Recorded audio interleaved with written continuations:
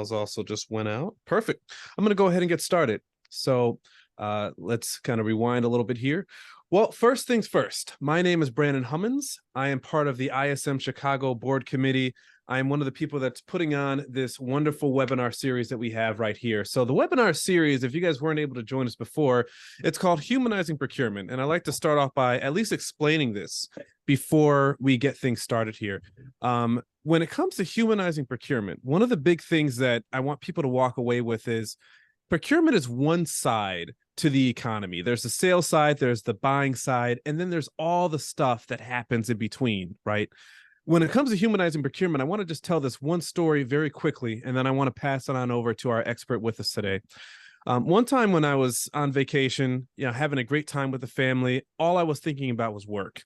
When I get back, I think I probably took that Monday off, and now it's Tuesday. Things are getting started. And if you were with us before, you already heard the story. But as I was messaging everyone back, messaging all my stakeholders back, all the people that I work with, my manager walks up to me and he says, "Hey, by the way, this person you were working with on this particular project, while you were on vacation, she actually passed away. You're going to be working with Jim now." And it took me back for a second. I said, wow, that was an interesting situation, right? Where at some point it feels as though we all kind of get lost in the noise. We all become these different numbers. We all just become a name on a screen, an email, if you will. And when it comes to that, I think that we need to do something better. We need to figure out, how do we actually put the person at the forefront of the business that we're doing? How do we put center stage the relationships that matter, so that we can realize this two-sided equation, the economy, the buying, the selling, all of it really comes down to being human. So this entire series, we do talk a little bit about procurement. We do talk a little bit about business, but at the same time, we talk a lot about human behaviors, relationships, the way that we do business with one another, the way that we treat each other. And in this situation, it's also going to be a little something different. And I love the title that Joe has for us right here that you guys see up on the screen, right? The madness behind the method. And typically we hear the method behind the madness. And I won't steal any of Joe's thunder here. Joe's an amazing speaker. He knows a lot about a lot of different things. So if I went down the full list, you guys would be here for the entire webinar, just hearing me talk about all the great things about him. I found Joe by chance, and I am so glad that the situation put us here today where we get to hear some of his expert advice. And there are going to be some segments throughout here where we get to ask Joe questions. So before I pass it off, and I want Joe to introduce himself and kind of give his whole portfolio of experience and all that, I want you guys to remember that this is going to be an interactive and engaging moment for us all. So if you have questions, put that into the chat. I'll be reading off these questions. There are going to be 2 to 4 situations throughout today that you'll be able to step in, and I'll ask these questions on your behalf. So please put your reactions in there. If you have things to share, ideas that you get some sort of inspiration that's sparked by something Joe said, put that into the chat. I'm happy to hear it. I'm happy to share that with everyone else. But with all that being said, I'm going to shut up for a while, and I'm going to pass it on over to Joe, the person that we've been waiting to hear from, the one that we're excited about. You guys have seen the post. You have seen all of his expertise. So with all that being said, Dr. Joe Perez, I'm going to pass it on over to you. You're very kind, Brandon. Thank you so much for that kind and gracious introduction. Thank you for the kind words about my expertise, and perhaps it remains to be seen. I guess I would rather let somebody else talk about it than me talk about it. But just very briefly, I was an educator for 10 years before I got into my current career of information technology.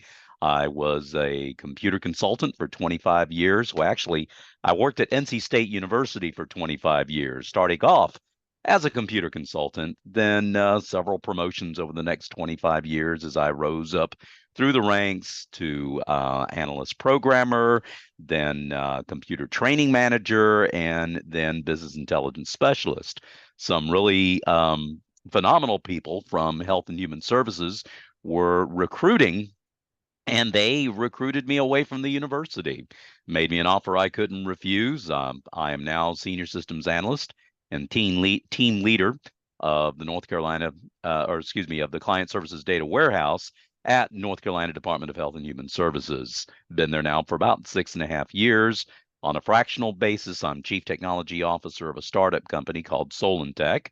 also based in North Carolina. And on the side, I really enjoy speaking at conferences, talking about data, talking about professional development, like I'm doing today, and talking about the joy of innovation. I've written a couple of books, and I'll talk about that a little bit later on. I don't want to hawk my wares or anything like that. So let me just jump right into the presentation. Again, I thank you for coming. I'm humbled and gratified and so delighted to be speaking to you today about the madness behind the method. We'll find out exactly why, why I call it that. So let's jump into this thing. According to a recent Harvard Business Review report, U.S. companies spent more than 90 billion, almost $91 billion on the training and development of their employees in 2018. And that's nearly a third more than they did during just the previous year. Sounds pretty good. But in that same period of time, a massive survey of more than 22,000 employees by the Global Talent Monitor showed 27% of those very employees were actively looking for a job, while only 1 in 3 said that they intended to stay with their current employer. You know what? That sounds like a bit of a disconnect if you ask me. Listen to this. Today's employees expect more opportunities to be promoted, attain higher wages, and reap more rewards from their employer. That's according to Brian Kropp, Gartner HR Vice President. He then went on to say this. Look at your screen. Leaders will need to ensure workers believe that their organization's employee value proposition, that's EVP, excuse me, is better than, or at least on par with, their competitors. So why the disconnect? Could it be possibly that some companies view their employees as being maybe a cost to be justified rather than an asset to be invested in? Maybe so.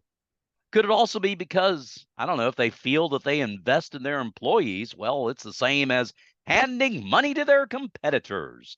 They'll say, oh, well, if we train them, why, they're going to go to another company. Oh, yeah? Well, let me tell you something. This is what Henry Ford had to say about that kind of thing.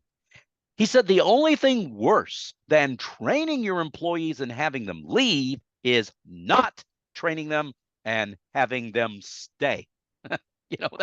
That's coming from someone who almost single-handedly revolutionized the American automobile manufacturing industry. So, I think he knows what he's talking about.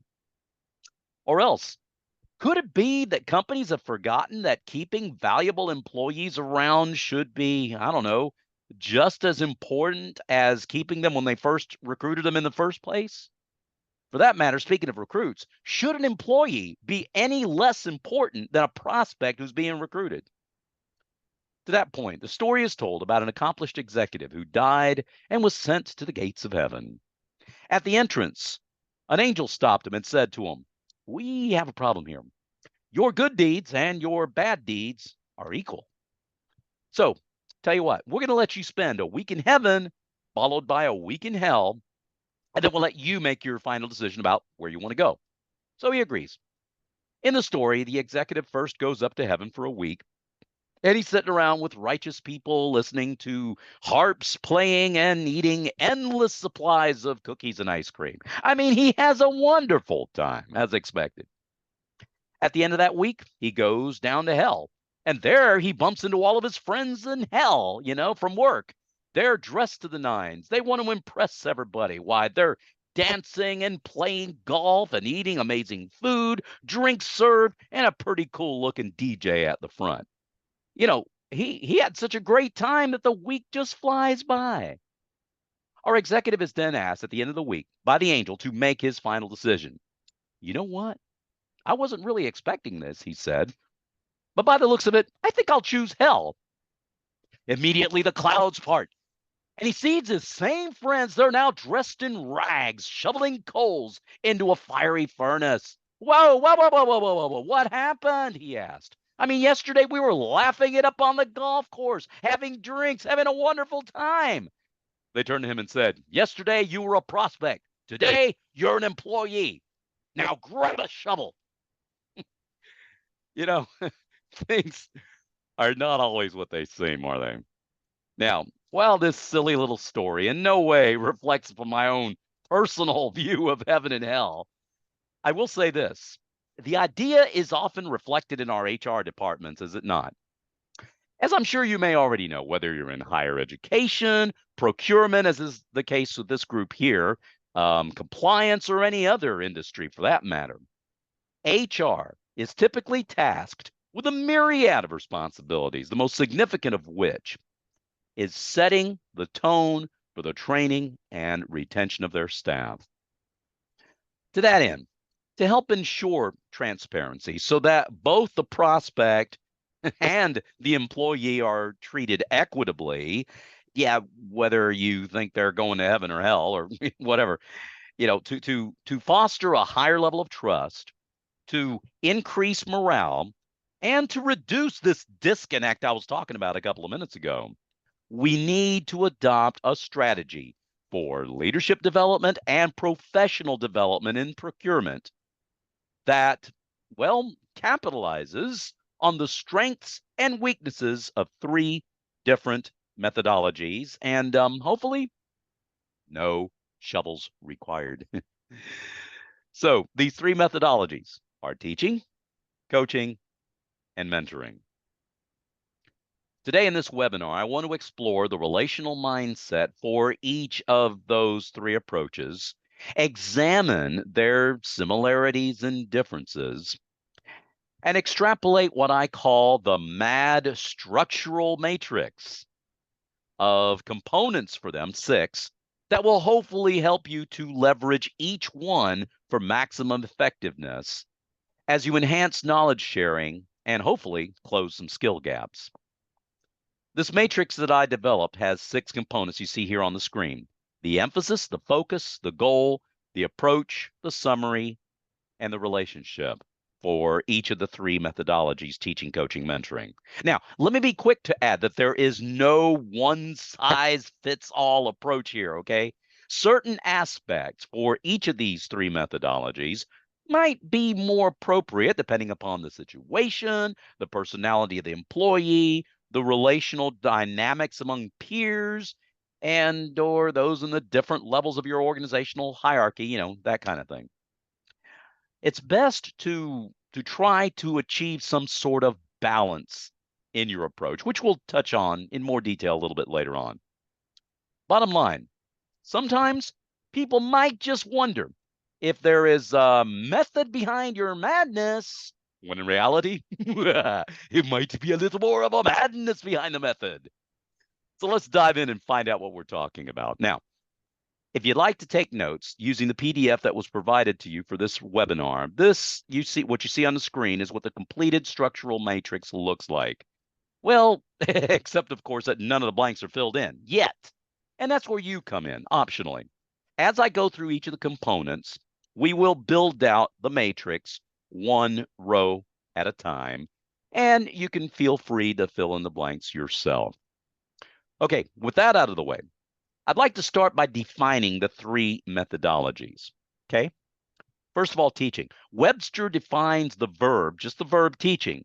It's the act of imparting knowledge or skill, plain and simple. Aristotle once said that those who know do, those that understand teach. You know what? I tell you, there is nothing like seeing the lights come on in the eyes of someone who has learned something from you. Now, you might, if you listen to my introduction here, or if you picked up on it from looking at my LinkedIn profile or read one of my books. But again, as I mentioned earlier, I was an educator for 10 years before I got into IT. And I tell you what, that part of me has never changed and it never will. Secondly, coaching. Defined by Collins as providing intensive training by both instruction and demonstration in one particular sport or subject area.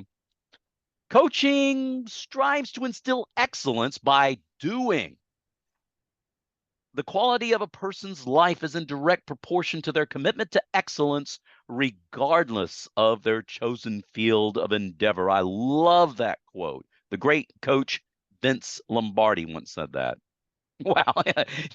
That's coming from a guy who led the Green Bay Packers to win the first two Super Bowls back to back. He certainly knew what he was talking about when it came to coaching. Lastly, mentoring. As defined by the Cambridge Dictionary, mentoring in its purest form is the act or process of helping and giving advice to a younger or less experienced person, especially in a job or at school. 19th century politician John C. Crosby put it this way. I love this. Mentoring is a brain to pick, an ear to listen, and a push in the right direction. My take on it, well, the mentor's going to be, all at the same time now, your biggest cheerleader, your strongest advocate, and your harshest critic. You see, they're the ones who are going to tell you, do or do not. There is no try. Where have you heard that? Well, now that we've laid the foundation and we've defined the three methodologies, let me ask you something. How do we start building a methodology that seeks to leverage the best characteristics of all three: teaching, coaching, mentoring? Well, I'd like to try to do that by building the first row of the structural matrix, the emphasis component. So with teaching, well, you probably guess that the emphasis is on, education. Now, that much should be pretty obvious, as teachers are typically also referred to as, well, if this were an in-person event, I might ask you to raise your hand and tell me, and you'd say, I know, educators. That's right.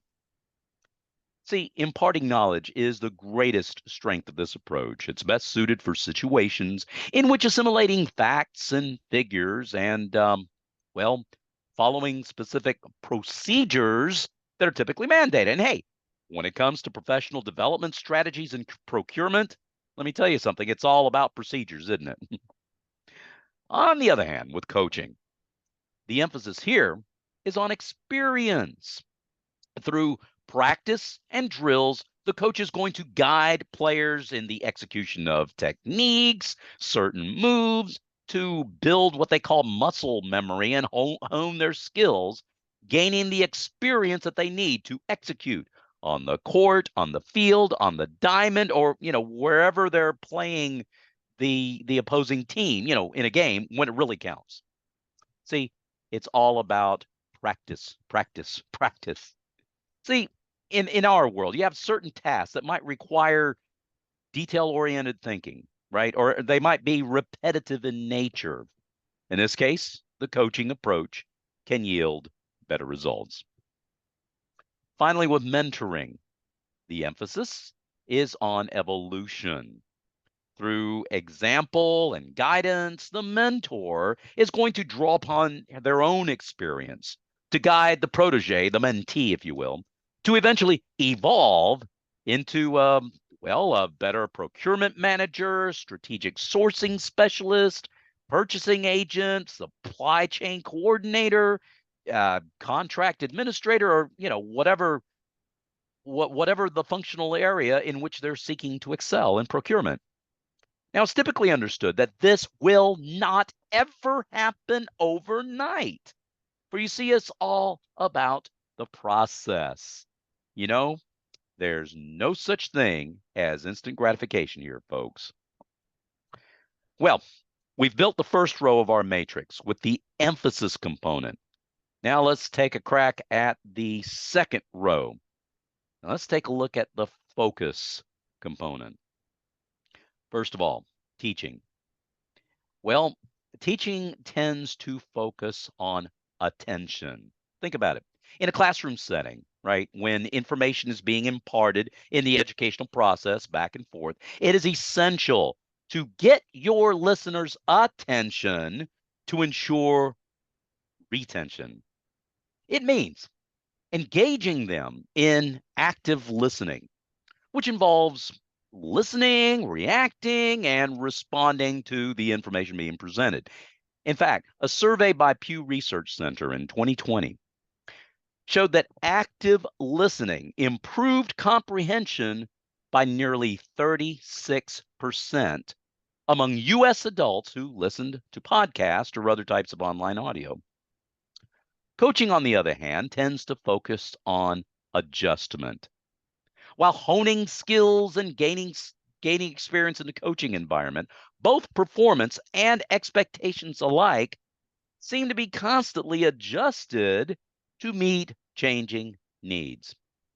According to a report by UpCoach in 2022, coaching in the workplace can improve productivity, employee satisfaction, engagement, and quality by an average of more than 30%. Thirdly, mentoring tends to focus on accomplishment. See, as the protege or mentee evolves, I don't know about that word, mentee. I guess I like that word. We can say mentee or protege, whichever one. Anyway, as they continue to evolve under the mentor's guidance, he or she is going to be encouraged to celebrate what they've accomplished. And believe you me, that is a whole lot more rewarding to me as a mentor than to just, I don't know, arbitrarily or unilaterally impose just my own vision or expectation on the protege rather than allowing them to have input into the situation themselves.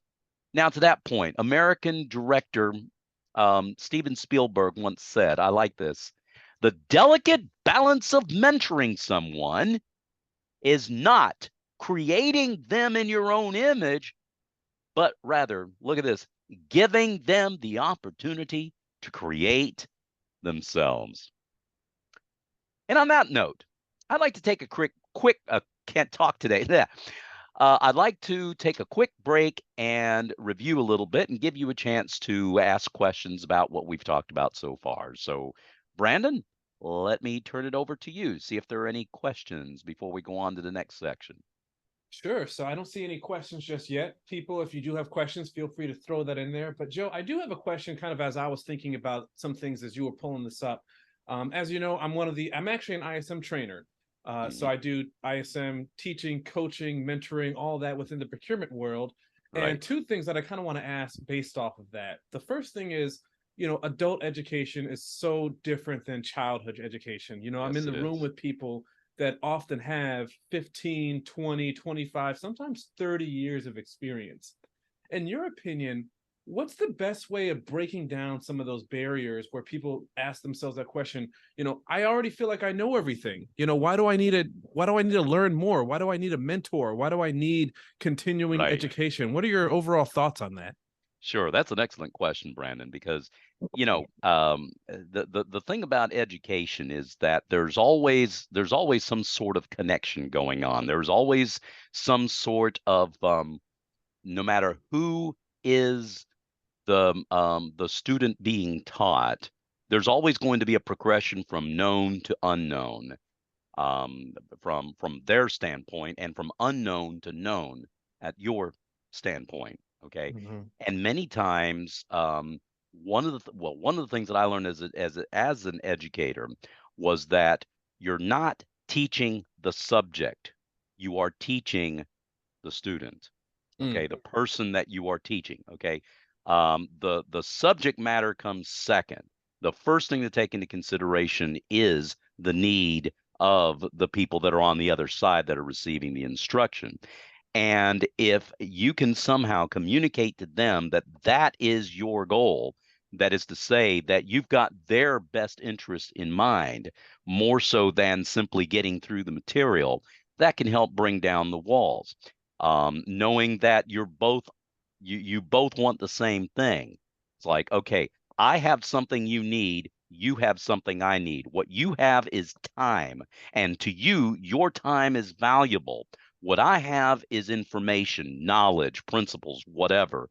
And if I can get you to see that what I have, this knowledge, is more valuable than the time that you have, then the exchange will take place. It's not too far different than selling a car. right? I have money, you have a car, you have to convince me to part with my money and buy your car. I have to convince you to part with your car and take my money.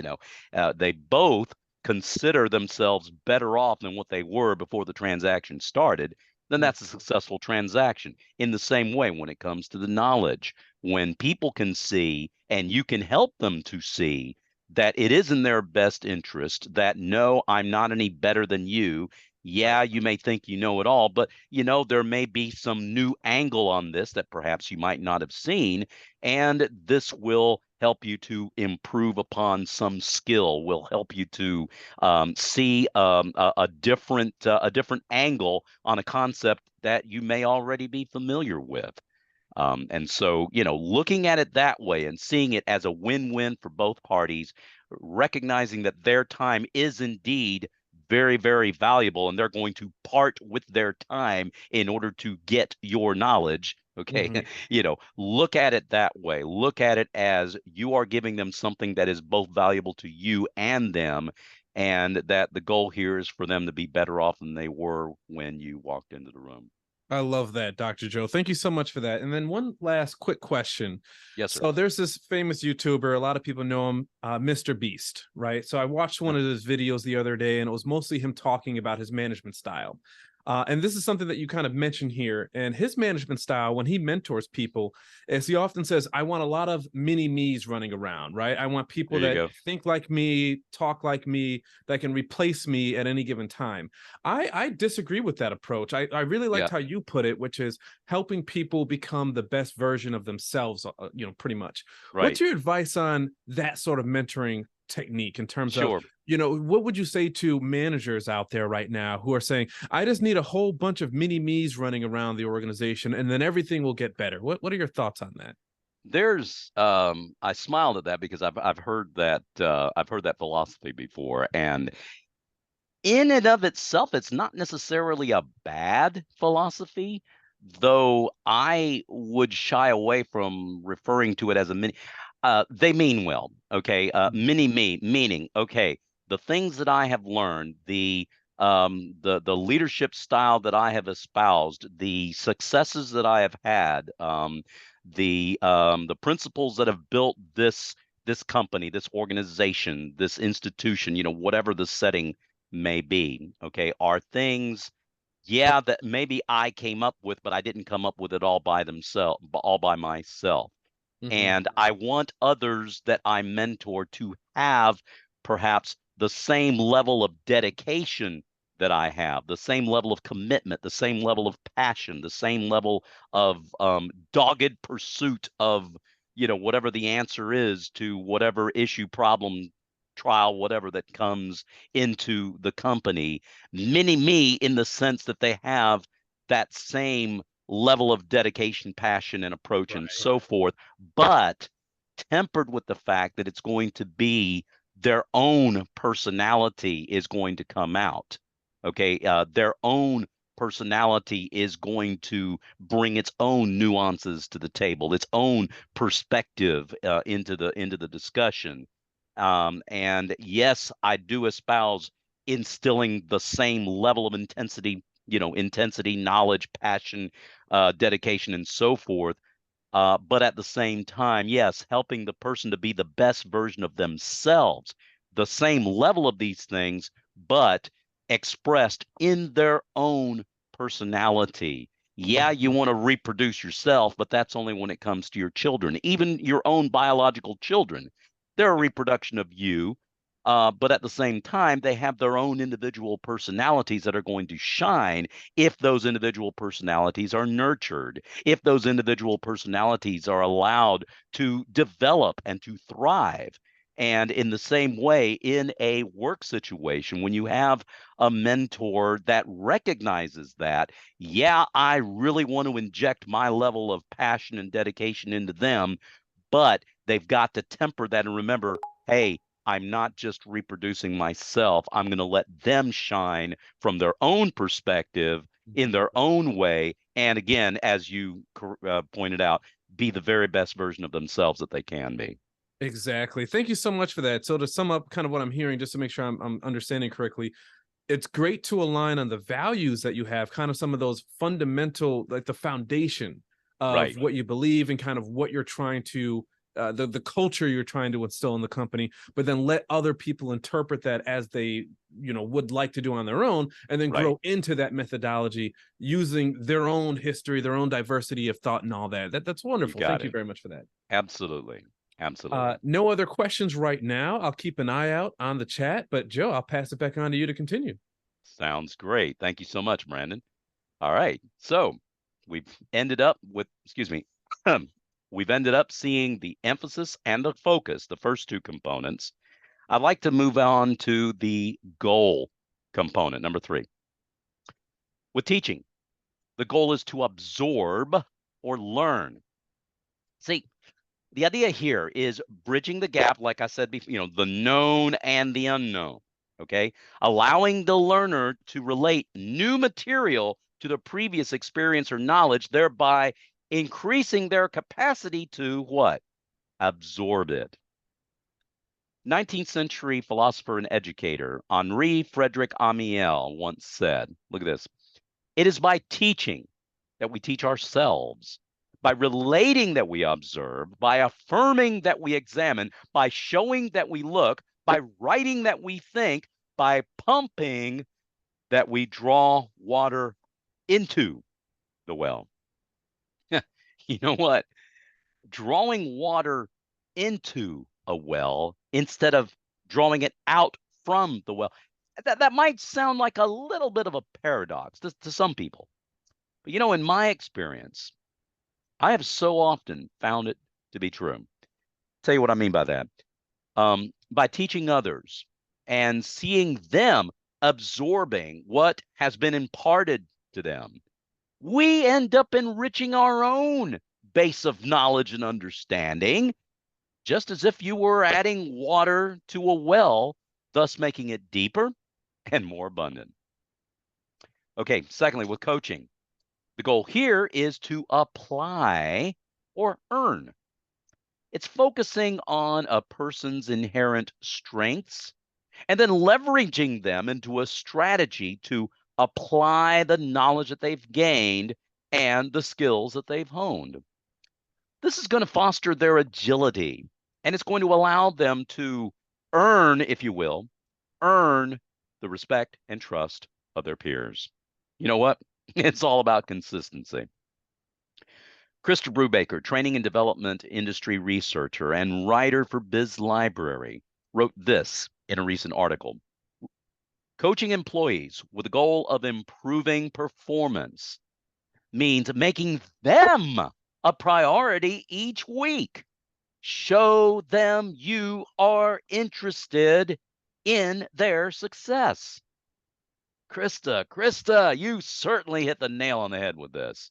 Hey, showing interest in the success of your employees means providing regular feedback, recognition, and support, as well as creating opportunities for learning and growth. Once again, empowering them to keep earning that respect from their peers that we've been talking about.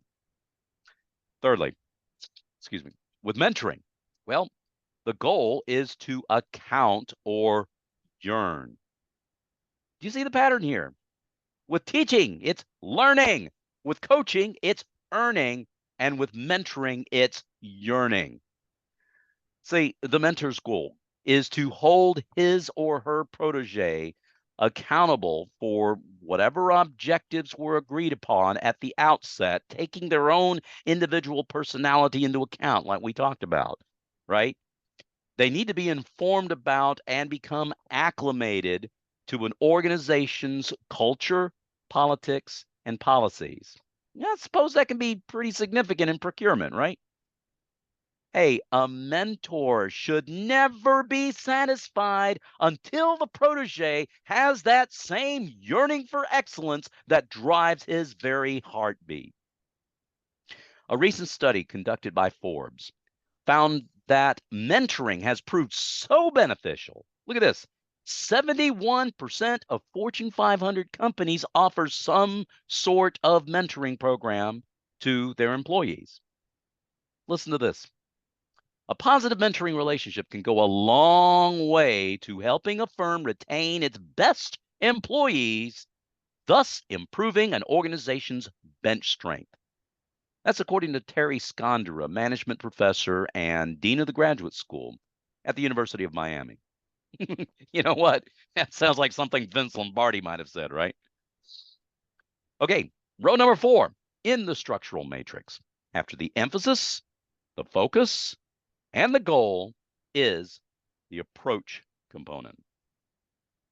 That is, what approach does each methodology take? Well, with teaching, it's shaking. Hey, if we are satisfied with the status quo, listen to me, sometimes things need to get shaken up to facilitate learning. Renaissance philosopher and writer Machiavelli has been quoted as saying, I'm not interested in preserving the status quo. I want to overthrow it. Okay, well, there's a little bit of debate as to whether that quote actually came from him or if it came from American politician Newt Gingrich. I don't care who said it. It still rings true. Very true. See, according to a recent study conducted by a joint SHRM-Harvard Business Review partnership, those people who are interested in self-improvement found their work enjoyable 31% more often.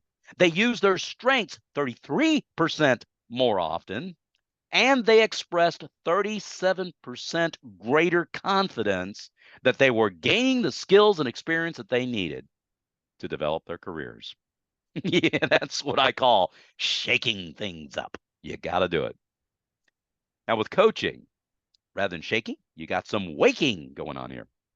See, coaching tends to bring performance to life through motivation and, well, awaken the desire for excellence. And when that desire is not awakened, you know what you get? It's going to lead to disengagement. To that point, a 2020 Google consumer survey of more than 1,500 American workers found that while 3 out of every 4 American workers cared deeply about their employer's well-being, only 23% of them said that they had full insight into how their organizations are actually doing. Now, that, my friends, that's another disconnect right there, isn't it? Yeah. Thirdly, with mentoring, it's making. Hey, guess what? We got another pattern here. Now, if we were in a live in-person audience, I might have asked you, hey, can anybody tell me what is the pattern here? And hopefully you would raise your hand and jump up and say, I know, it's shaking, waking, and making. You got it. All right. The mentor seeks to be instrumental in molding and making the mentee, again, like we said before, into the best version of themselves that they can possibly be. I've said that before, and I'll say it again. It works. It does.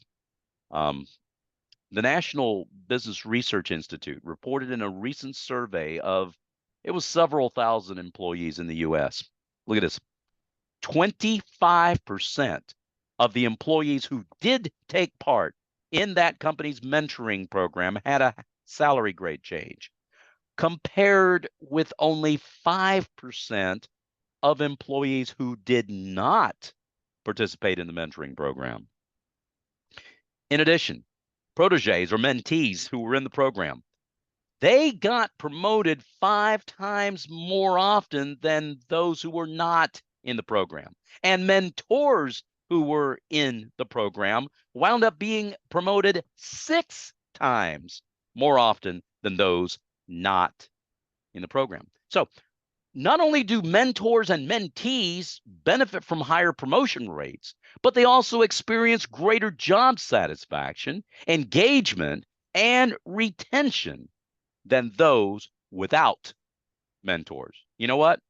Mentoring is a win-win situation for everyone involved. Now, that's what I call making the most of the situation. With that in mind, I'd like to take another short break for another little bit of Q&A, see if anybody has any questions. Brandon, back to you, Sure. sir.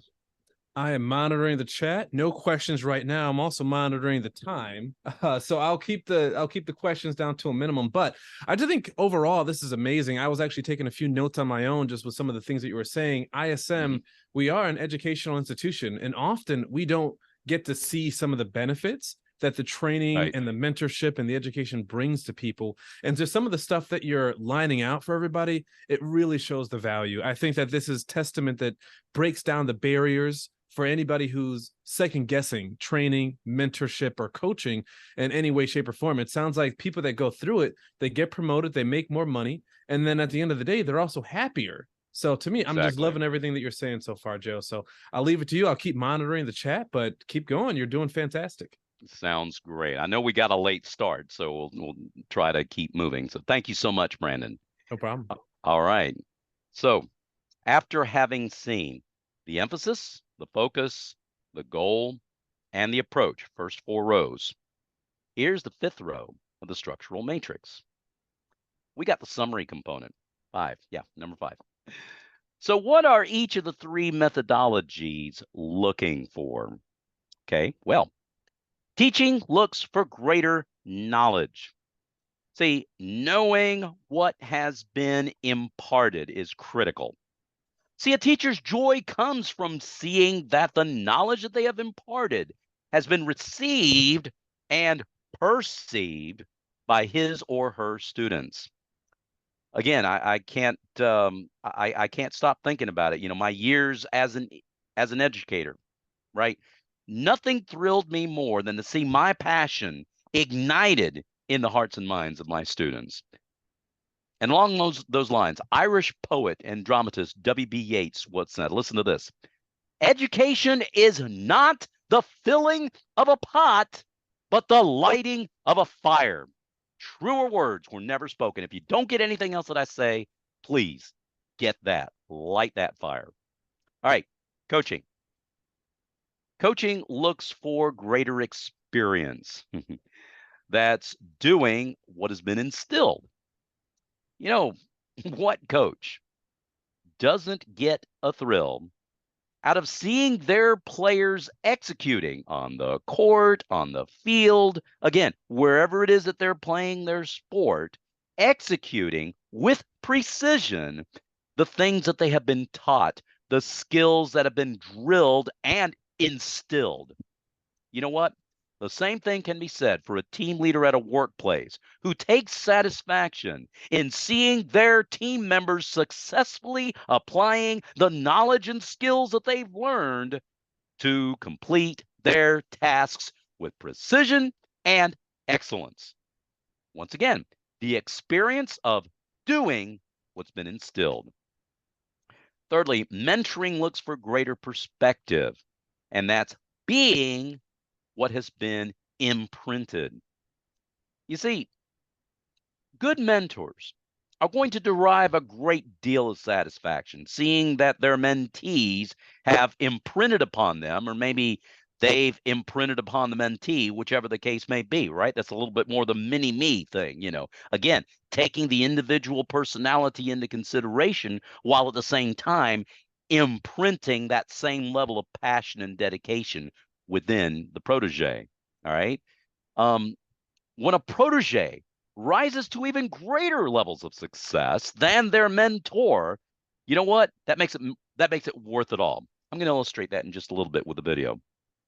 So, when you focus on knowing, doing, and being as part of the method behind your madness, right? And you develop what's being imparted, instilled, and imprinted, well, think about it this way: an effective HR professional development strategy with this pattern in procurement should involve both learning and thoughtful reflection to ensure that the knowledge and skills required are not just committed to rote memory, but also understood and integrated into one's professional practice. As Confucius once said, listen to what he said: learning without thought is labor lost. Thought without learning is intellectual death, and you don't want that. Well, guess what? We made it to the last row of the structural matrix. If you are on the receiving end of each of these three methodologies, teaching, coaching, mentoring, what kind of relationship do you have with the teacher, the coach, or the mentor? First of all, with the teacher, you are the pupil, right? Um, See, the pupil needs to feel at ease, and that is the teacher's job. Okay, this is crucial to ensuring the right learning environment. When there's mutual understanding, it's easier to make the connections that facilitate knowledge transfer. And the more and better these connections, okay, then the deeper the learning and the longer the retention for the pupil. In the same way, an effective HR professional development strategy should prioritize creating a comfortable learning environment and establishing mutual understanding between learners and trainers to facilitate deep learning and retention of knowledge. All right. With the coach, well, duh, you're the player. That makes sense, right? See, I think coaching requires the most balance of any of the three methodologies. Think about it for just a second, right? Treating everybody the same versus adapting to their individuality, demanding excellence versus understanding shortcomings, the intensity of deadlines versus the flexibility to account for circumstances, right? You're juggling all these things simultaneously. Yeah, awaken the desire for excellence in the individual, but all at the same time, somehow realizing that each individual player is a part of a team that functions as a single unit to achieve a common goal for all team members. You know what? That holds true, whether you're shooting baskets or swishing deadlines. All right. Thirdly, with the mentor. Ooh, fine Padawan you are. Yes, indeed. Okay, we all know that the Star Wars universe is made up of totally fictitious characters, places, concepts, technology, and lore from the incredibly creative mind of George Lucas and others. But seeing how that whole franchise has become such a significant part of our contemporary culture for more than 40 years, you know what? I believe it is worth mentioning. Think about it. The relationship between mentor and mentee, or protege if you prefer, is very much like that of the fictional Jedi Knight and Padawan, right? There's deep commitment, there's complete trust, there's striving to achieve their very, very best. There's passing on from the mentor, passing on what they've learned. You know what? I think I'm going to let Yoda speak for himself on this one. And I'm it's a longer clip, but you know what? For the sake of time, let me fast forward it to the place where I really wanted you to pay Master attention. Yoda. Can't be what she needs me to be. All right, here we Heeded go. my words not, Listen to did this. you? Pass on what you have learned. Strength, mastery, but weakness, folly, failure also. Yes, failure most of all. The greatest teacher failure is.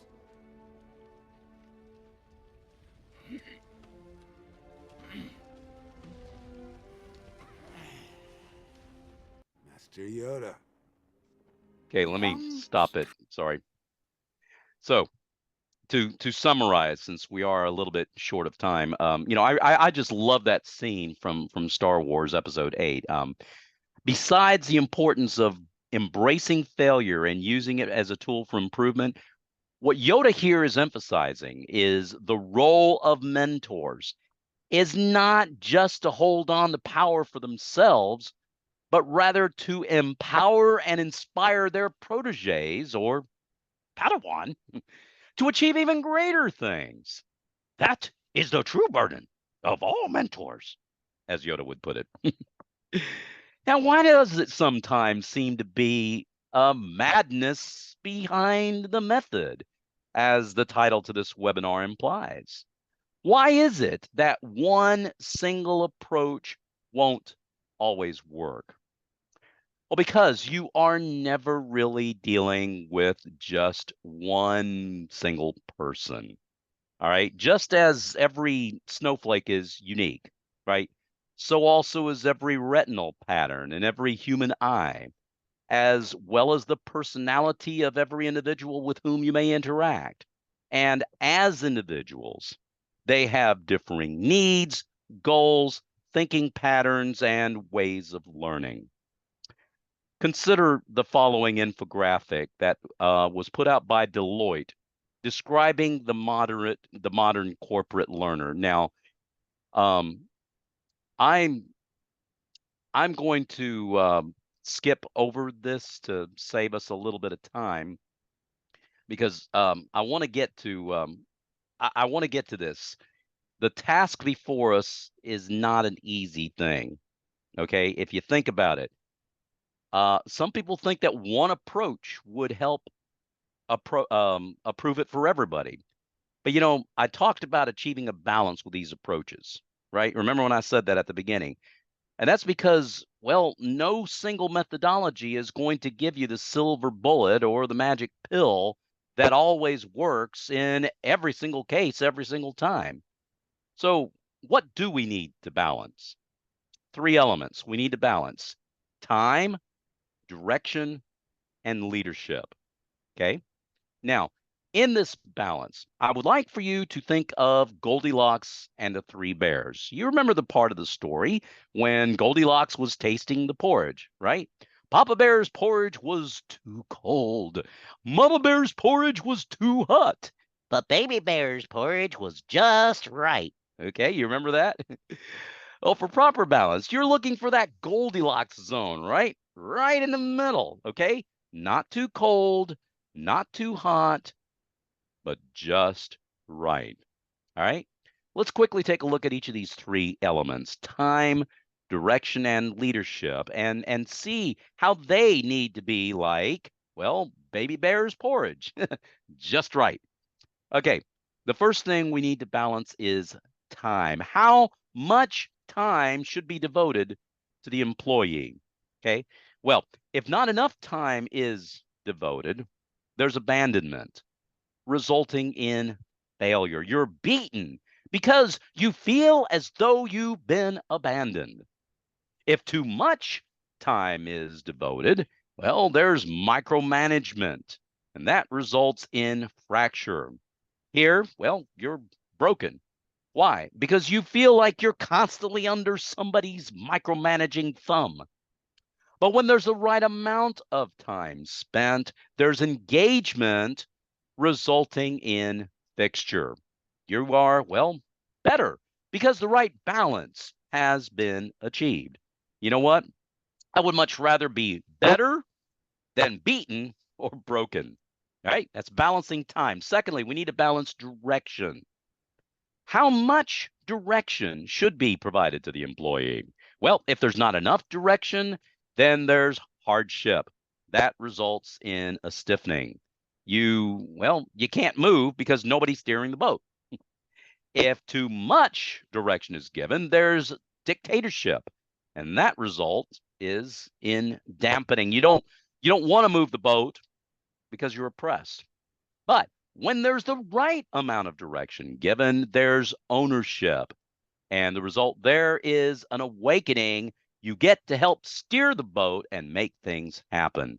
You know what? Ownership is a heck of a lot better than being stuck with either a dictatorship or being subjected to hardship.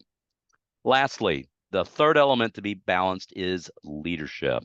How much leadership should be exerted upon the employee? Well, if not enough leadership, well, you're going to get complacency, resulting in damage. Excuse me, nobody gets out of their comfort zone, and guess what? Nothing gets done. If too much leadership is exerted, well, you get dependency, resulting in bondage. Everybody feels as though they're trapped, tied up like a puppet on a string. But when there's the right amount of leadership, you have consistency, resulting in courage. That's where the magic happens. The consistency that comes through courage is definitely preferable to being damaged or being in bondage. Now, with regards to time, direction, and leadership, I'm sure that our employees would much rather be fixed than failed or fractured, right? They'd much rather be awakened than stiffened or dampened. And they'd much rather have consistency than complacency or dependency. Now, that porridge sounds like it's just right, whether you got it from Goldilocks or not. All right. Um, I think, Brandon, since we're short on time, do you mind if we go directly into the conclusion to save a little bit of time, and we'll take questions at the very end? Sure, sure. So I at least have one question, but I'll let you get to Yes. the conclusion, and then if you don't mind, I'll ask the question right after that. Okay. That sounds good. All right. All right. So continuing. Excuse me. With these three methodologies that we've talked about, we need to consider the difference between adhesion and cohesion. Think about it. You might recall from your chemistry class in high school that the force of attraction between molecules of differing substances is called adhesion, right? And that's distinct from cohesion, which, if you recall, is the force between molecules of the same substance. For instance, it's the adhesion of water that makes it bead and stick to the hood of a car that's just been waxed, as you see in the picture. But it's the cohesion of water that makes it stick to itself and fall as drops when it rains, like the picture on the right. Hey, if you think about it, that's the way it is with people too, right? Okay, when those with differing personalities are paired up, when they mesh, okay, when the teaching, coaching, or mentoring process is done correctly, their relative strengths and weaknesses complement each other, and their adhesion takes them to new heights of success.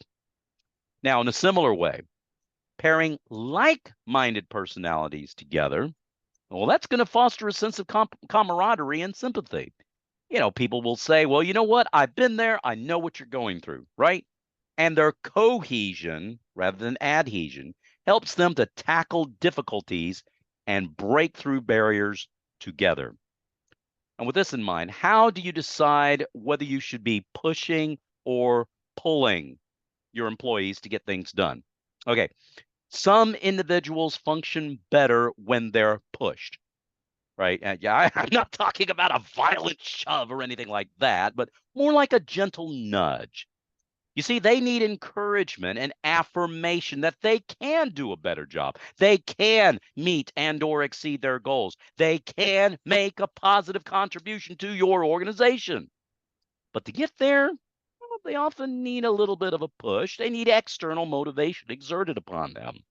We've seen the different strengths of all three of the methodologies, teaching, coaching, and mentoring, to accomplish this goal and give them the little push that they need.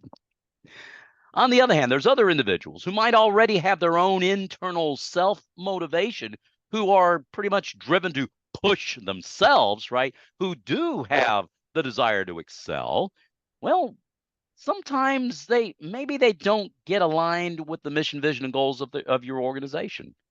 Now, they mean well, they want to please, and they do great. They don't really need to be pushed, right? They just don't, maybe sometimes don't see the big picture. These are individuals that I see as maybe not having the lights turned on. And so the effective employee training and retention strategy with this type of person is often to pull them, not push, but pull them into the light so that they can see what your organization is all about. Okay. Sometimes the coaching approach tends to be better suited to this situation than either teaching or mentoring. So let's take one last look at the MAD structural matrix. If we had the time, I would ask you to shout out the different things, but hopefully you remember this. going through each one, going through the 6 components that hopefully you will have already filled in on your fill in the blank sheet, the PDF. So for teaching, coaching, and mentoring, the emphasis is education, experience, and evolution. The focus for teaching is attention, coaching is adjustment, mentoring is accomplishment. The goal for teaching is to absorb, for coaching is to apply, for mentoring is to account. It's all about learning, earning, and yearning. For the approach of teaching, coaching, and mentoring, it's all about shaking, waking, and making. The summary for teaching is knowledge, for coaching is experience, for mentoring is perspective. And when it comes to teaching your relationship, you're the pupil. For coaching, you're the player. And for mentoring, ooh, fine Padawan you are. So to close, our final allegory for the day. You'll like this story. A big steel company was feeling that it was time for a big shakeup. So they hired a new head of human resources. Yeah, this guy. Well, this new boss was determined to rid the company of all slackers. On a tour of the facilities, this HR boss noticed a guy leaning up against the wall. Apparently, he was doing absolutely nothing. The room was full of workers, busy as they could be. And this boss, he wanted to let people know that he meant business. So he asked the guy, "Hey, you, standing over there, how much money do you make in a week?" Little surprised, the young man looked at him and said, well, I make 500 a week, sir. Why? The HR director says, "Wait, right here." He stalks back over to his office, came back 2 minutes later, handed the guy $2,000 in cash and said, "Here's 4 weeks' pay. Now you get out of here and don't you ever come back again." Wow. Feeling pretty good about himself, the new boss looked around the room and he said, "Now let that be a lesson to the rest of you people. I will not put up with any kind of laziness around here. By the way, does anybody want to tell me what that slacker did around here?" From across the room, a voice said, "Pizza delivery guy from Domino's." The moral of the story is, hey, know your employees, okay? Right? Look, whatever approach that you decide to use, always, always, always have your employees' best interest at heart. Let me tell you something. Whatever way you decide to build your own structural matrix, whether you use the one that I developed and shared with you today in this webinar as a model or not, just remember this. Look upon your employees not as a cost to be justified, but rather as an asset to be invested in, right? So whether you have a method behind your madness or madness behind your method, I leave you with this quote from Sir Richard Branson, billionaire chairman of Virgin Galactic. Listen to this. "Train people well enough so they can leave. Treat them well enough so that they don't want to." And now that, my friends, is the method behind the madness, or is it more like, I don't know, maybe a madness behind the method? Well, you know what? I think I'm going to let you decide that one for yourself. Thank you so much for your time. I leave you with my little plug about the books. I wrote 2 of them. If you're interested, please be sure to look at the QR code, and you can get them at Amazon. And a sneak peek, sometime in the month of March. Do you recognize the title, The Madness Behind the Method? My newest book will be released, called by the same title, The Madness Behind the Method. So please connect with me on LinkedIn, and you'll see the announcement about the new book, The Madness Behind the Method. Brandon, it's all you, sir. Thank you Whatever other so questions. much for that, Joe. That was amazing. I got a lot of direct messages on my end just saying people were just blown away by what you're talking about, your performance. A You're lot very of them kind. would love to see you on stage. They're saying this guy's stage presence through video is just awesome. So thank you so much for that. Oh, I you're do want to very talk kind. about Thank you. just two questions before we let Sure. you go, if that's all right. One question Absolutely. came in from Charlie Morgan. Charlie is, well, first of all, everybody is aligned and says there's a lot of value in education, mentorship, and coaching. So you really brought that Absolutely. point home, which I think is amazing. The part that people are struggling with sometimes is that they're saying that their businesses, their organizations don't have a formal mentoring program set up. What's your advice on how do you deal with that? Is there an informal mentoring program that you recommend? Like, how does somebody either become a mentor or get a mentor when that program is not there? That's an excellent question, Brandon. What I have found to be the case is tapping into the wealth that you already have on your staff, individuals who have been around for a long time, who know the ropes, who understand the business processes, who understand not only the specific mechanics of what's going on in your business, but also the company politics, the hierarchy, the social politics, if you were, how to deal with people, the skills that it takes to diffuse a situation, to de-escalate an argument, to, those types of things that they don't teach you in college necessarily, things that come with experience, that when you've dealt with enough people and you know how to, diffuse or defuse, de-escalate, uh, misdirect, whatever. Those are the things that come by experience, and tapping into the wealth of the people that are already in your company who would be willing to make the time to come alongside those that may not know the ropes, may not have been around enough. They may or may not necessarily have an educational degree, but they have progressed through the school of hard knocks. It would be those that you will have noticed can present in company meetings, those that have the presence that they can. You've seen them in action with other conflicts or whatever that have taken place.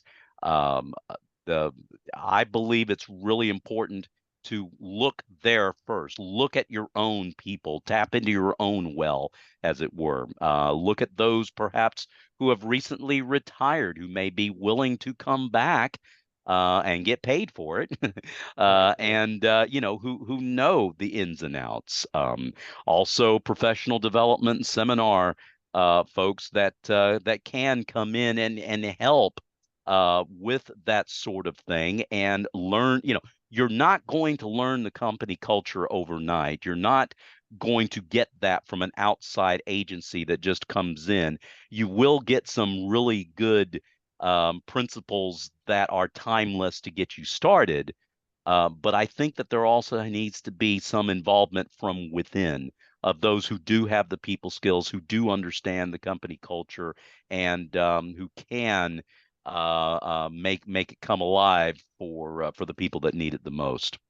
Wonderful. Thank you so much for that. And my last question is Yes, sir. just around yourself, actually. So a lot of people, like I said before, loved you. How do they stay on top of things? Like, what do you think is going to be their next step? So I guess it's a two-part question. Okay. After all this is over, what should people start doing first? And then how can they keep on following you, keeping up with you, and just staying on top of things that you're doing? So we have the book, we have your LinkedIn. What Mhm. else do you recommend? So that two-part thing. What do people do, and how do people stay in touch with you? Sure. So I would say, yeah, it's a little bit self-serving for me to say this, but since you brought it up, yeah, buy the book. It hasn't come out yet. It will. I'm waiting for the foreword. I have an admiral who's writing the foreword to the book, and as soon as I get that back, it'll go to press. So hopefully sometime in March. I would say that would be the first thing. It is a greatly expanded version of the webinar that we did today. Hmm. I'm happy to come to companies and talk about the same thing that we went over today. That I can demonstrate with role play and review games and things that you couldn't. You talked about doing things and interacting with the crowd. It's a little bit challenging to do that, on the screen. But when I'm in person, I will walk around the crowd. People get some kind of a handout where they can fill in the blanks and take notes and things. So I'm happy to help in that regards. as far as keeping up with me, yes, visit there's the URL is on the screen. Visit my profile on LinkedIn and reach out and connect with me.